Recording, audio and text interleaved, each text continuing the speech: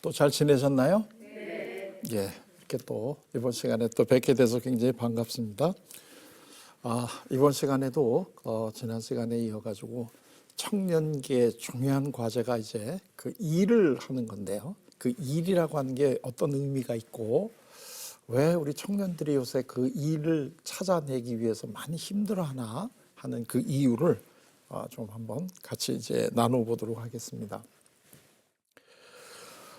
이 그 일이라고 하는 게요, 왜 일을 하느냐, 지금 이제 그 의미부터 우리가 조금 알아내야 되는데요. 이 일을 하는 게 우리 이 자본주의 사회에서는요, 이거를 자꾸 이렇게 돈을 벌기 위한 수단으로서의 일, 이렇게 생각을 한단 말이에요. 그렇기 때문에 돈을 안 준다거나 또는 내가 기대했던 것만큼의 돈을 받을 수 없다면 일 안 한다, 이제 이렇게 된다는 거예요. 근데 이게 사실 굉장히 슬픈 일이라는 거예요. 그 리벤 운터 아르바이텐이라고 지난 시간에 얘기했지만 사랑이라는 게 우리가 돈 벌기 위해서 하는 게 아니잖아요. 돈을 벌기 위해서 어떤 사랑을 한다면 우리가 굉장히 그걸 안타깝게 여기잖아요. 일도 사실은 마찬가지예요. 일도 우리가 돈을 벌기 위해서 하는 게 아니고 일을 하다 보면 부수적으로 돈이 오는 거는 당연하지만 일 자체가 돈을 위해서 하는 거는 아니라는 거예요. 이 일이라는 게 돈을 벌기 위해서 하는 게 아닌데 우리는 자꾸 일이라고 하는 거는 돈을 벌기 위한 목적으로 하는 거다라고 잘못 이거를 시킨다는 거예요. 그래서 예를 들면 우리가 이제 일을 한다 그럴 때요, 이 일을 왜 하느냐? 그게 이제 어떤 행동을 할 때 그 행동을 하는 거를 심리학에서는 동기라 그래요. 동기가 뭐냐? 그 일을 너 왜 했는데? 이렇게 할 때 이 동기는 크게 나누면 두 가지가 있어요. 하나는 내재적 동기가 있고 하나는 외재적 동기가 있어요. 뭐 내재적, 외재적, 이건 안에 재는 존재한다는 거니까요. 안에 존재하는 동기, 외재적은 외부에서 존재하는 동기, 이렇게 되는데 이 내재적 동기라고 하는 게 뭐냐면 우리 마음에서 우러나오면서 하는다, 이런 얘기예요. 그게 뭐가 있을까요? 재미가 있어요. 내가 그 일이 재밌으면 돈 안 줘도 하죠. 어린애들 재밌어가지고 계속 나가서 밤늦도록 노는데 걔네들 그래가지고 한 푼 벌어와요?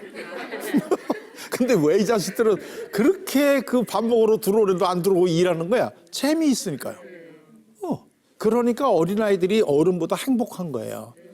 왜냐하면 계속 자기가 재밌는 일을 하니까. 그 다음에 또 하나가 보람.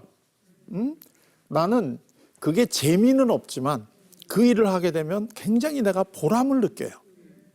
이렇게 되면 당연히 그 일을 하겠죠.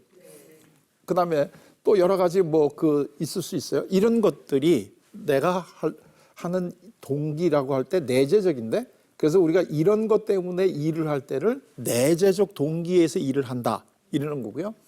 외재적 동기라고 하는 거는 이 일을 통해서 어떠한 보상이나 보상을 얻거나 처벌을 피하기 위해서 하는 게 외재적 동기예요. 그러면 이 일을 하는데 왜 하느냐? 나 돈 벌기 위해서 해. 이거는 뭐죠? 외부적인 보상이잖아요. 돈을 벌기 위해서 일을 하는 거는 외재적 동기에 의해서 하는 일이죠. 또는 다른 사람이 내가 돈을 훌륭한, 예를 들면 사회적으로 좋은 이 직장을 가지게 되면 나를 인정을 해줘.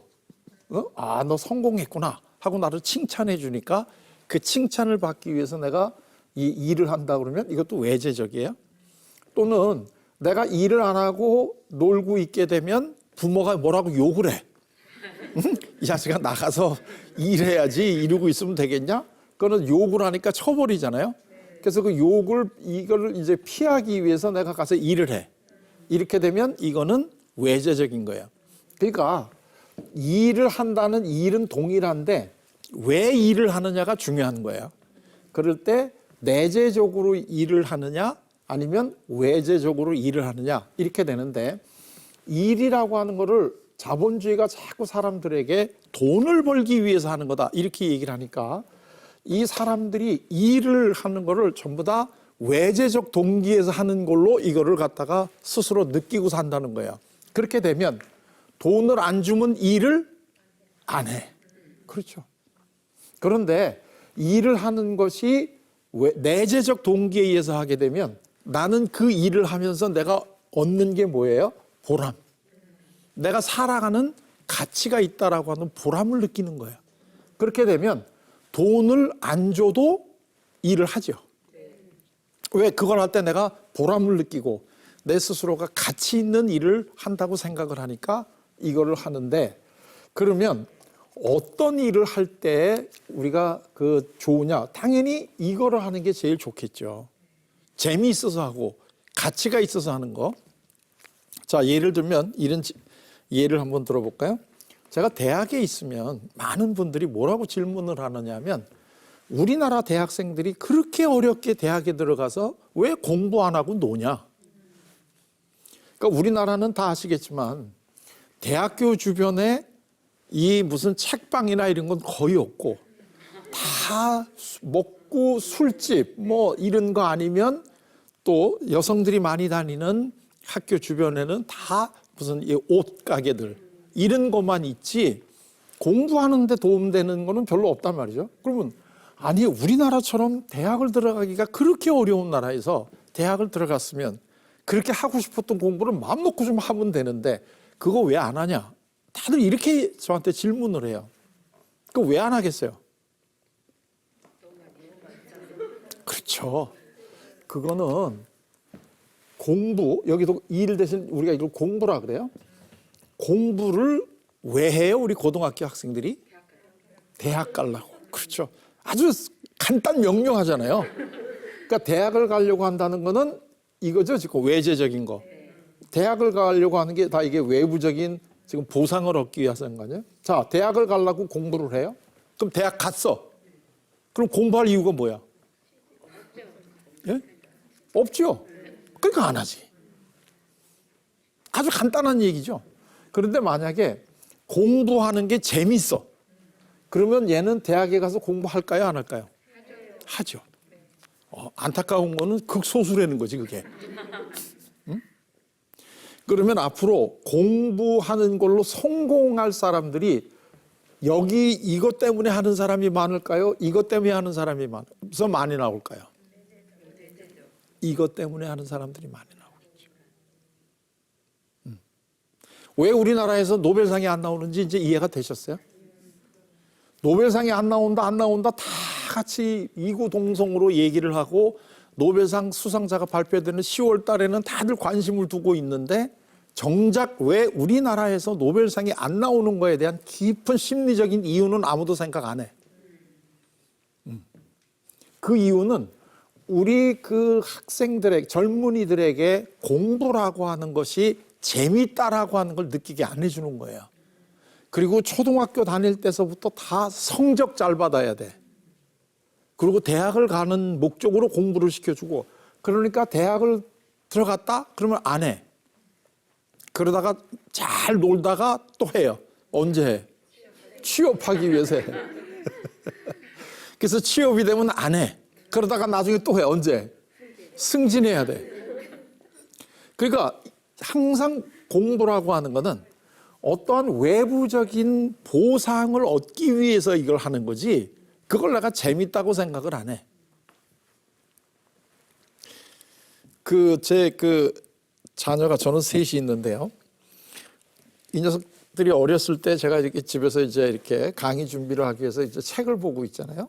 그리고 이제 그 책도 또 이제 영어로 돼 있는 책도 좀 읽고 이제 이런단 말이죠. 그럼 얘네들은 그게 너무나 신기한 거예요. 왜냐하면 그렇게 재미없는 거를 갖다가 집에서도 내가 이걸 하고 있으니까 시험도 보는 것 같지도 않은데 그러니까 나한테 와가지고 아빠는 공부하는 게 재밌어? 그 시험도 안 보는데 그거 왜 해? 이렇게 물어보는 거예요. 근데 저는 사실 공부하는 게 재밌으니까 여기까지 왔잖아요. 근데 내가 얘네들한테 재밌다고 얘기하면 얘네들이 저를 덜 존경할까 봐 내가 너희들 먹여 살리려고 하지. 그러면 또 당분간은 날 굉장히 존경하는 눈치로 본단 말이죠. 그러나 사실 저는 왜 하느냐면 재미가 있기 때문에 하는 거예요. 내가 모르는 걸 안다는 게. 그리고 또 저는 심리학을 공부하니까 사람의 마음을 알아나간다는 게 그렇게 재밌는 거예요. 우리 조상들도 10길 물속은 알아도 한 길 사람의 마음속은 모른다는데 그 한 길 사람의 마음속을 알아내는 공부를 해나가는 게 굉장히 재밌으니까 하는 거예요. 그 이유가 똑같은 거예요. 근데 우리 이제 젊은이들이 되게 요새 어떤 식으로 내몰리느냐 하면 일을 하는 의미가 본인이 가지고 있는 어떠한 재질을 살리든가 보람을 느끼고 이거를 위해서 공부를 한다고 하는 것보다도 또는 이거를 위해서 내가 직업을 가진다고 생각을 안 하고 돈 버는 거로 이거를 생각하게끔 우리 사회가 자꾸 몰고 간다는 거예요. 사실은 그 일을 내가 그 일 자체에서 오는 즐거움이나 보람보다는 이걸 통해서 얻는 외부적인 보상에 다 생각을 해가지고 직업을 가진다는 거예요. 그러니까 일은 하면서도 재미는 없어요. 지금 이게 우리가 이런 식으로 되어 있는 사회를 지금 만들어 가고 있다는 거예요. 그리고 우리 자녀들에게 전부 다 재밌는 거를 누가 하고 사냐? 다들 이렇게 얘기를 해요. 왜냐? 본인들이 한 번도 그렇게 생각해 본 적이 없으니까. 그러니까 굉장히 슬픈 일이 되는 거예요. 이게 그 청년이 리벤 운터 아르바이텐인데 내가 정말 내하고 같이 이 한평생을 해도 될 만큼 좋은 짝을 얻고 내가 그 일을 하면서 계속 보람과 재미를 느끼는 일을 할 때가 제일 행복한 거잖아요. 근데 이 두 가지가 다 어렵다는 거예요. 이게 아주 대표적으로 이 둘을 갖다가 이거를 연결시켜 주는 게 뭐냐면 결혼 소개업이죠. 그러니까 결혼 소개업이라는 게 이 혼자서 자기 짝을 찾지 못하니까 이 짝 찾아준 데는 굉장히 좋은 의도로 하는 건 맞는데 사실 결혼을 조건을 맞춰주는 게 뭐예요? 이쪽하고 이쪽하고 서로 조건을 내걸면 그 조건을 맞춰주는 거잖아요. 그리고 그 조건이라는 게 사회적으로 인정받는 직업들, 돈 많이 받는 직업들을 이걸 놓고 이거를 짝을 지어주잖아요. 그러니까 이 결혼 안에는 사랑도 없고 일에 대한 보람도 없는 거야. 그러니까 그런 일들이 굉장히 그 중요한 일을 하기는 하지만 그게 인생에서 어떤 정말 그거를 위해서는 내가 목숨을 바칠 수도 있다는 게 순직인데 그 직을 내가 못 갖는 거죠. 그러니까 순애도 없고 순직도 없어. 근데 이런 분들은 순교도 안 해요. 이게 다 같은 마음속에서 나오는 거예요. 어느 대상을 내가 위해서 내가 내 목숨을 버릴 수 있는 것까지 가주는 거잖아요. 근데 그게 하나라도 빠지면 나머지는 안 되는 거야. 그게 경험을 안 해보는 거니까.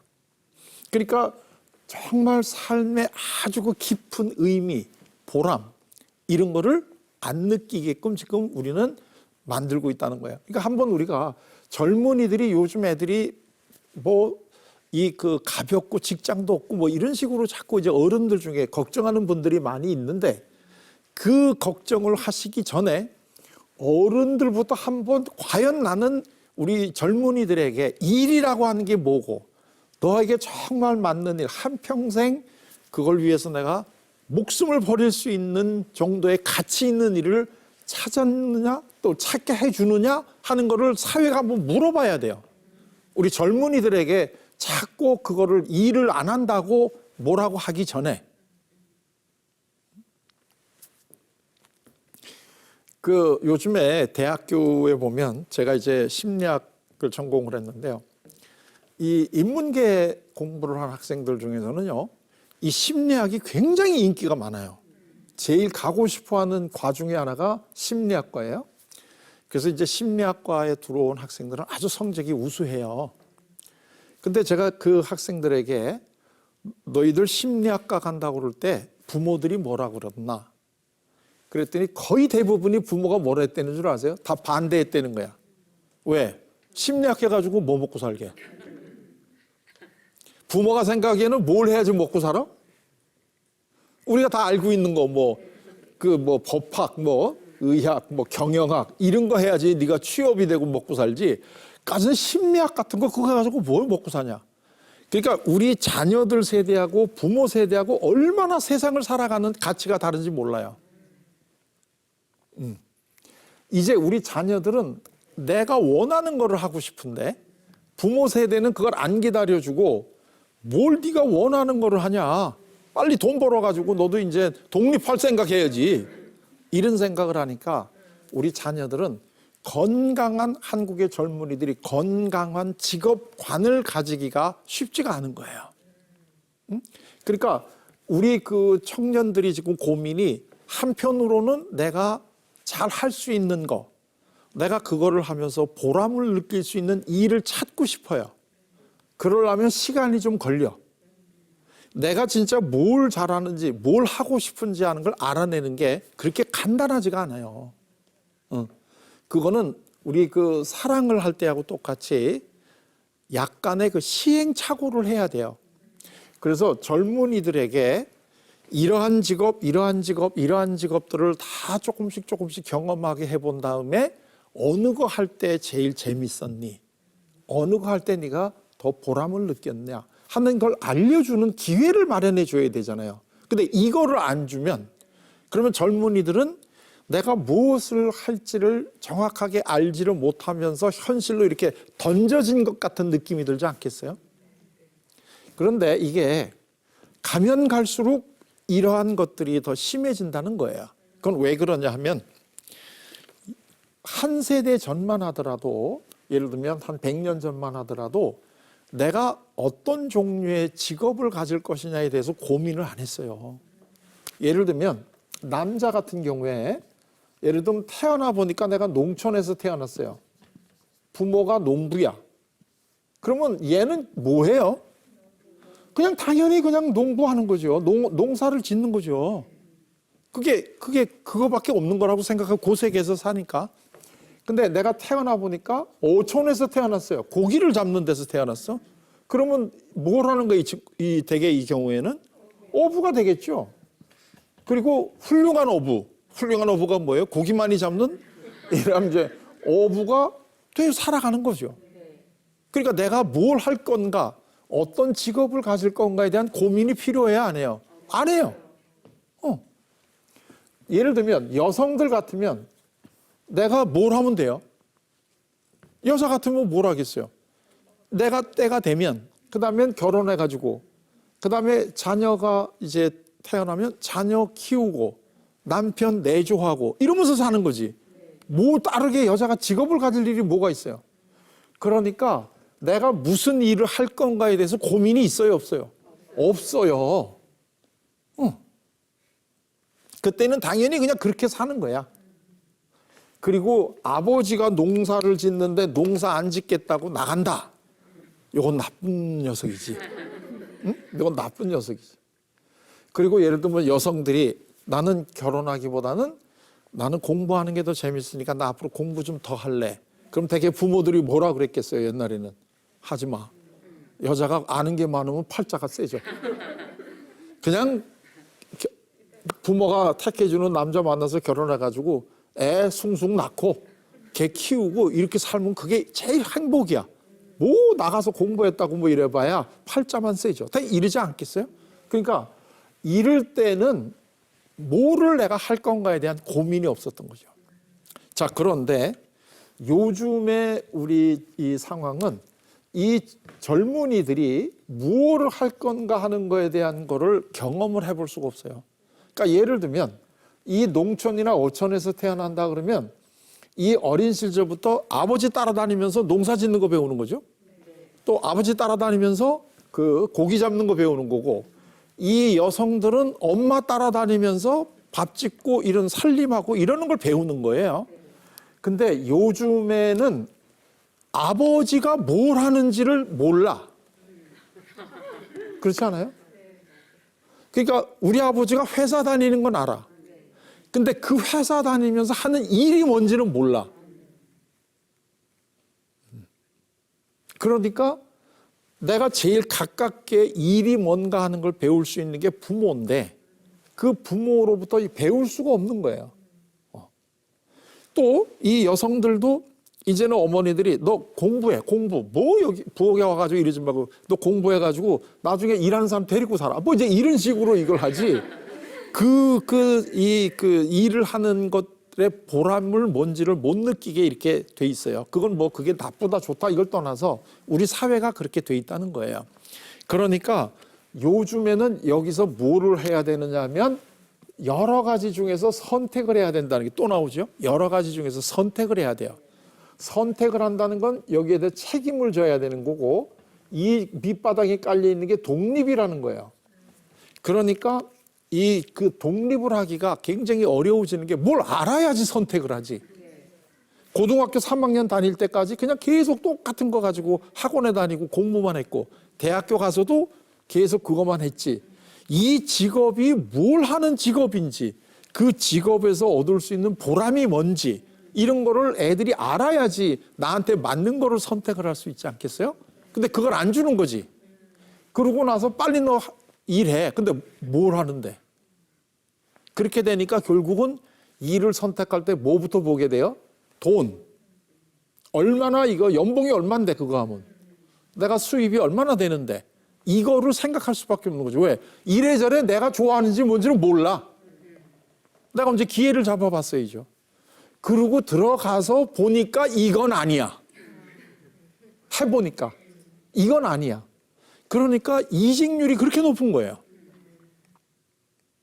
지금 이렇게 우리 젊은이들이 살아가고 있고 그다음에 그렇게 안 하고 내가 내 거를 좀 하고 싶다고 조금 이 방황을 하고 그걸 찾는 노력을 하는 젊은이들에서는 사회가 무의도식한다고 매도를 한단 말이에요. 그러면 어떻게 내가 뭘 할 건가 하는 거를 찾아낼 수가 있겠어요. 그게 그러면서 다 바라는 거는 또 굉장히 우리 부모들이 높잖아요. 너 빌 게이츠 같이 한번 돼봐라. 네 덕에 나도 좀 한번 해외여행 1등석 타고 한번 다녀보자. 그러는데요. 빌 게이츠는 세계에서 제일 그 뛰어난 대학이라고 하는 하버드 대학을 들어갔다가 그걸 도중에 그만둔 사람이라는 건 얘기 안 해.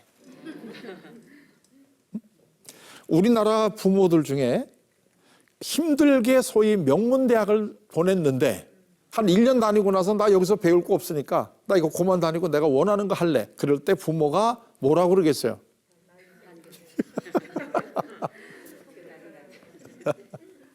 네가 지금 정신 나갔지? 어? 배에 네가 지금 기름기가 꼈지?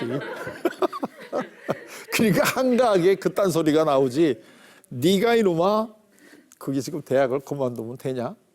그래서 인생살이가 그렇게 네가 보기엔 만만해? 막 이제 이러면서 온갖 이제 좋은 말씀을 다 하는데 그게 우리 자녀들 귀에 들어올까요? 안 들어올까요? 안 들어오지. 그러면서 왜 우리 자식은 빌 게이츠 못 되냐? 그거는 또 굉장히 안타까워해요. 이 재료는 똑같은데 여기서 이 공장에선 제품이 안 나오고 여기서만 나오면 이 공장이 문제가 있죠. 그게 바로 우리 젊은이들이 진짜 자기가 무엇을 좋아서 할 수 있게끔 해주느냐의 문제가 된다는 거예요. 이건 뭐 멀리 얘기할 것도 없이 나는 우리 자녀들이 어떻게 크기를 바라나 하는 걸 한번 돌아보시게 되면 뭐 나나 너나 뭐 비난할 거 없이 되게 다 그렇죠. 그것이 그렇게 자녀를 미워서 그러는 게 아니라 부모 입장에서는 그게 자녀를 제일 위하는 거라고 생각을 하고 하는데 그게 사실은 우리 자녀들한테 나타나는 거로는 삶이 재미가 없는 거로 나타나게끔 우리가 이거를 지금 한다는 거죠. 자, 그 돈이 아니면 이제는 일을 하는 게 돈이 아니다. 그러면 우리 삶의 그 두 축, 정말 네가 보람 있고 재미있는 거를 해라. 이게 제일 오래 갈 거란 말이죠. 그런데 이런 거를 찾도록 도와주면서 어떻게 하면 그게 될 건가 하는 걸 알기 위해서는 아까 우리 사랑에 대한 이야기를 하는 것도 똑같은데요. 시행착오로 할 수 있는 기회를 줘야 된다는 거예요. 시행착오를 할 수 있는 기회. 그리고 동시에 내가 무엇을 선택을 했다 하는 것을 결정할 뿐만 아니라 그 다음에 뭐가 있어야 되느냐 하면 그 일을 하기 위해서는 어려움이 있어요. 세상에 쉬운 일은 아무것도 없어요. 내가 어떤 일을 하기 위해서 목표를 세웠다고 하면 그것도 중요하지만 그 다음엔 이거를 끝까지 장애를 뚫고 나갈 수 있는 힘을 키워줘야지 그거가 되지 않겠어요? 근데 또 하나가 우리 사회가 이 힘을 안 키워준다는 거예요. 아주 쉽게 얘기하면 고생을 안 시킨다는 거예요. 전 시간에 그 큰 일을 하는 사람들의 조건이 뭐냐면 네 아비와 친척을 떠나라. 지금 이제 이게 가장 기본적인 조건이라 그랬잖아요. 그러니까 그 얘기는 뭘 하라는 얘기예요? 생고생을 하라는 얘기지. 응? 왜냐하면 내가 아버지나 친척의 그 품 안에 있으면 내가 고생을 해야 안 해요? 안 하죠. 부모가 다 알아서 다 이걸 해주는데 내가 그 고생을 할 이유가 뭐가 있어요? 그렇기 때문에 그냥 가만히 있다가 앉아서 주는 거 먹으면 되는 거야. 그런데 네가 정말로 큰 일을 하려면 고생을 해봐야 돼. 고생을 해본다는 거는 네 힘으로 어려움을 뚫고 나가는 이 의지력을 키우라는 거예요. 물론 그리고 우리가 종교적으로 보게 되면 네가 이제 진짜 믿어야 될 대상은 부모가 아니고 하나님이다. 그러니까 그 하나님을 믿고 네가 의지력을 발휘해서 정말 네 일을 해나가라 하는 이러한 것들을 키울 수 있게 해줘야 된다는 거예요. 이게 가장 대표적으로 성서에 잘 나타난 비유가 달란트의 비유인데요. 여기 보면 달란트의 비유가 5달란트, 2달란트, 1달란트를 이제 각각 받았잖아요. 이 두 사람은 받자마자 이게 시장에 가서 이 일을 해가지고 2배를 남겼죠. 이 1달란트 받은 사람은 이 원금까지 까먹을까봐 두려우니까 묻었다가 그대로 갖고 왔잖아요. 이게 이제 그대로 갖고 왔어요. 자, 그러고 나니까 그 다음에가 나오는 칭찬이 뭐죠? 이거는 착하고 충성된 종이죠. 그러니까 2배를 남겼다면 여기는 다 해서 10이고 요거는 4가 될 텐데 10달란트를 갖고 왔느냐 4달란트를 갖고 왔느냐는 의미가 없어요. 응? 그렇죠? 똑같은 칭찬을 받잖아요. 그건 의미가 없어요. 왜냐하면 너 열심히 한 거야. 정말로 열심히 한 거야. 그러니까 너는 다 착하고 충성된 종이야. 그런데 1달란트를 받았던 사람은 그대로 갖고 오면서 뭐라 그랬어요? 두려워서 내가 그대로 갖고 왔어요. 그랬더니 너는 악하고 게으른 종이야. 지금 우리 젊은이들에게, 우리 청년들에게 우리 사회가 너 실패해도 괜찮으니까 정말로 한번 하고 싶은 거 한번 해봐. 이런 기회를 주나요? 만약에 너 한 번 실패하면 다시는 너 만회할 수 있는 기회가 없어. 그러면 이 1달란트 받은 사람처럼 내가 뭘 선택하겠어요? 실패 안 하는 걸 선택을 하겠지. 왜냐면 실패했다가 큰일 나니까. 그러면 두려우니까 그대로 가지고 있다가 갖고 오는 거랑 똑같은 거예요. 이래저래 내가 선택한 건 없어. 그런데 여기에서 중요한 거는 뭐냐면 여긴 두려움이죠. 근데 여기에서는 한 번도 두려움 없이 나가서 그냥 해서 성공했어요. 여기는 믿음이 있어요. 내가 잘할 수 있을 것 같은 믿음. 그러니까 우리 청년들이 지금 나가서 일을 할 때 두려움이 있겠어요? 아니면 잘할 거라는 내가 믿음이 있겠어요? 그렇죠. 그게 지금 우리 젊은이들에게 조금 더 기회를 더 줘야 된다는 거예요. 네가 해서 실패를 했다 하더라도 그거는 네 능력이 부족해서 한 것보다는 그 일이 너한테 안 맞은 것뿐이야. 그러니까 에디슨이라고 하는 분이 그렇게 얘기했잖아요. 99번 실패를 하고 한 번 성공을 하는데 99번 실패를 했는데 왜 또 하냐 그랬더니 그게 왜 99번이 실패한 거냐. 이렇게 하면 안 된다는 걸 내가 알고 있는 게 99가지를 알고 있는데. 그러니까 우리가 어떤 일을 한다 그래도 이거 하다가 보니까 이거 내가 원했던 게 아니야. 그러면 이거는 내가 아니구나. 그거는 실패한 게 아니에요. 이게 내가 원하는 일, 내가 잘하는 일이 아니라는 걸 안 거지. 그게 어떻게 실패가 돼요? 그래서 이 우리 그 자녀들이 나가서 내가 원하는 걸 할 수 있게끔 이거를 찾아주는 교육을 해야 되는데, 그러면 학교에서도 이거를 잘 안 찾아주게 되면 집에서라도 너 진짜 네가 잘할 수 있는 게 뭐니? 그걸 네가 하는 게 제일 행복하단다. 그리고 돈은 그 뒤에 따라오는 거란다. 이런 식의 우리가 교육을 해야지 우리 젊은이들이 마음 놓고 아르바이트를 한다는 거예요. 그리고 그걸 통해서 자기가 진짜 재미있고 좋으니까 굉장히 열심히 하겠죠.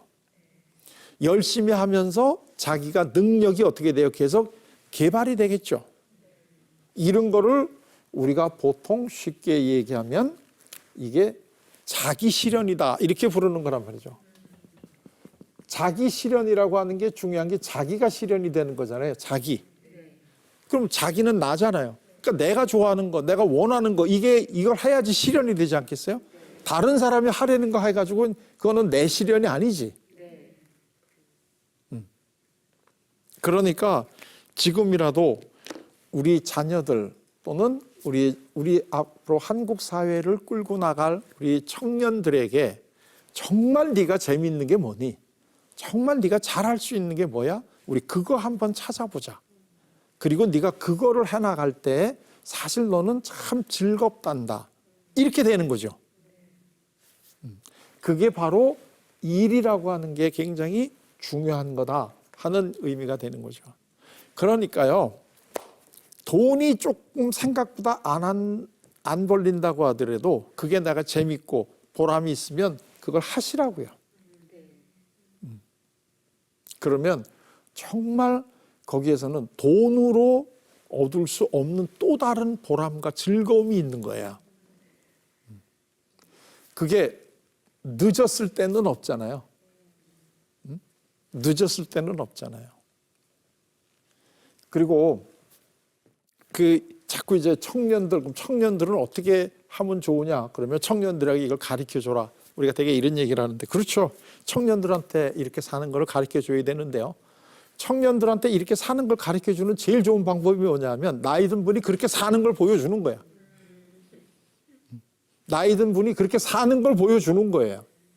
그랬더니 그러면서 야, 정말 연세가 좀 드셨다고 하더라도 자기가 정말 좋아하는 일을 하면서 저렇게 즐겁고 보람 있게 사시는구나 하는 거를 보여주면 그 젊은 사람들은 당연히 그걸 따라오는 거예요.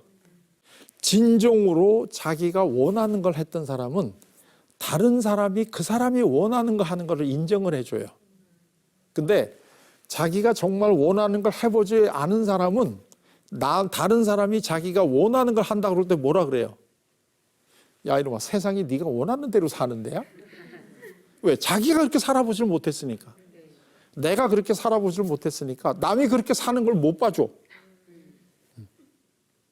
그리고 그거는 자꾸 잘 못 사는 것 같은 느낌이 든다는 거죠.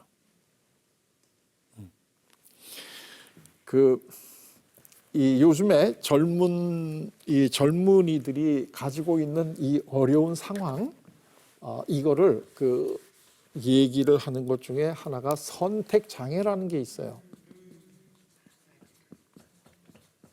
이걸 줄여가지고 선장이라고 그러더라고요.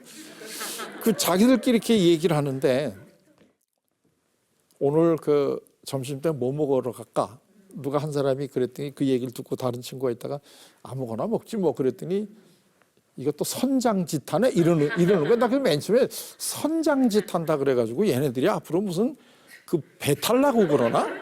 그래가지고 선장 노릇을 미리 해보나? 이런 얘기를 생각했는데 그게 아니고 선택장애, 선장. 그러니까 자기들끼리도 지네들이 지금 선택을 하지 못한다는 걸 알아요. 밥 하나 뭘 먹을까도 선택을 안 해.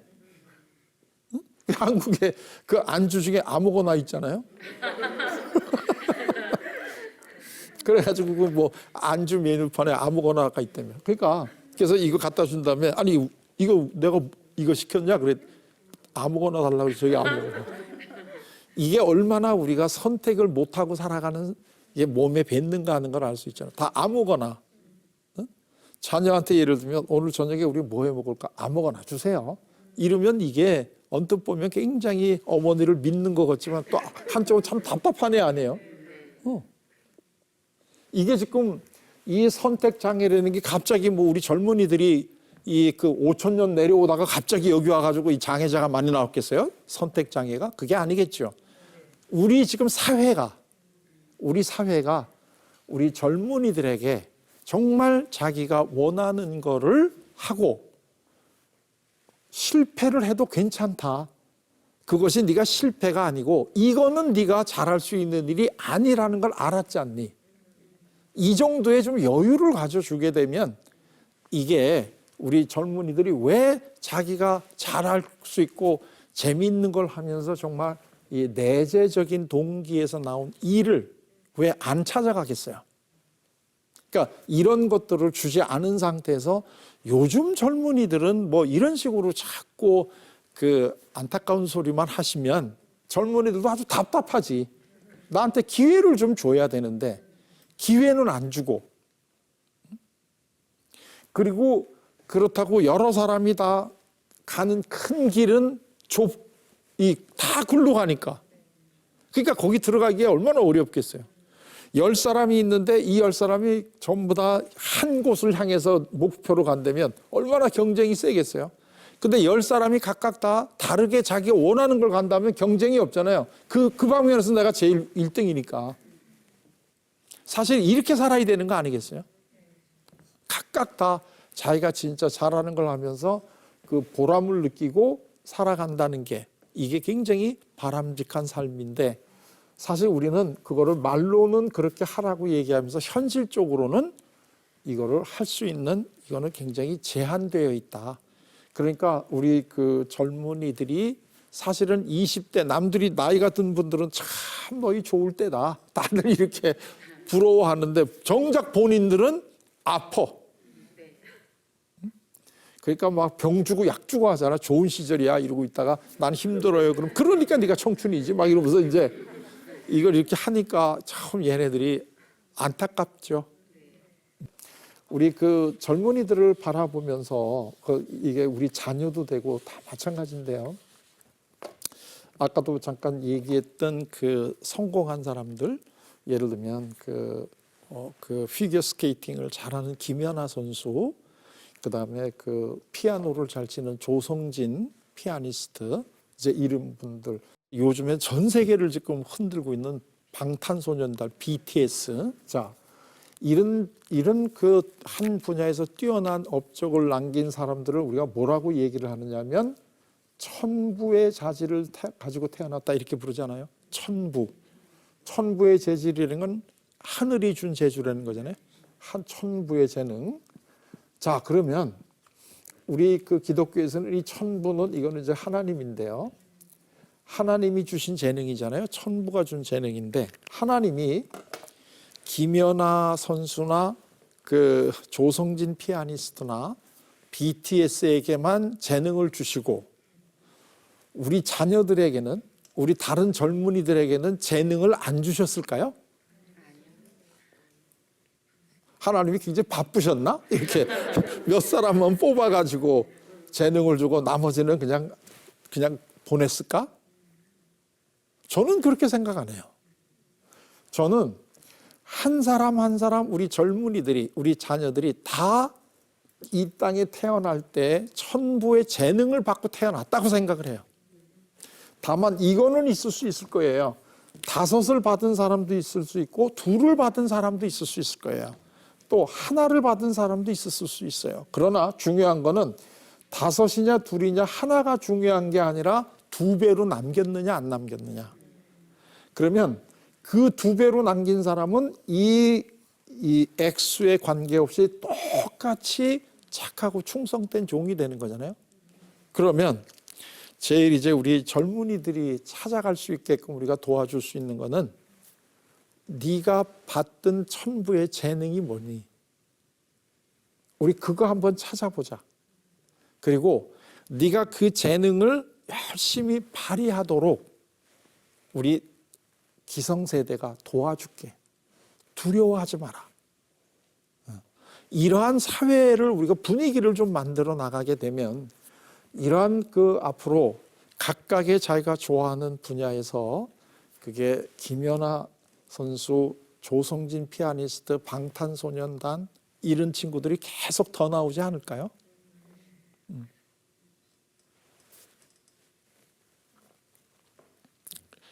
이게 그 우리 젊은이들이 자기가 가지고 있는 리벤 und 아르바이텐을 찾아가지고 앞으로도 잘 살아갈 수 있게 하는 게 이 젊은이들이다. 그러면 우리 젊은이들이 지금 방황을 한다. 그건 아주 간단하게 얘기하면 결론이 리벤과 아르바이텐을 잘할 수 있는 사회적 여건이 안 돼 있다는 거죠. 그렇기 때문에 방황을 한다는 거죠.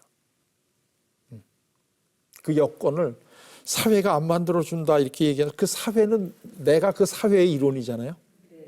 사회가 어디 딴 데서 갑자기 존재하는 게 아니고 내가 한국 사회의 다 일원이고 내 같은 사람들이 모이면 그게 사회가 되는 거 아니야. 그러니까 사회를 변화시킬 수 있는 유일한 방법은 내가 먼저 변하는 거고 내가 내 자녀, 내 주위에 있는 젊은이들을 어떤 시선과 어떠한 그 가치를 가지고 바라봐 주느냐 이게 바뀌면 우리 사회가 이 낙오자나 실패자가 없이 다 같이 자기가 가지고 태어난 그 능력을 발휘하면서 내재적인 동기에서 재미와 보람을 느낄 수 있는 그러한 이 삶을 우리가 같이 만들어낼 수 있겠죠. 자, 그러면 오늘은 이제 여기까지 하고요. 다음 시간에는 조금 더 구체적이고 다른 그래서 우리 젊은이들을 좀 더 도와줄 수 있고 이해할 수 있는 그러한 내용으로 또 만나 뵙도록 하겠습니다. 자, 고맙습니다.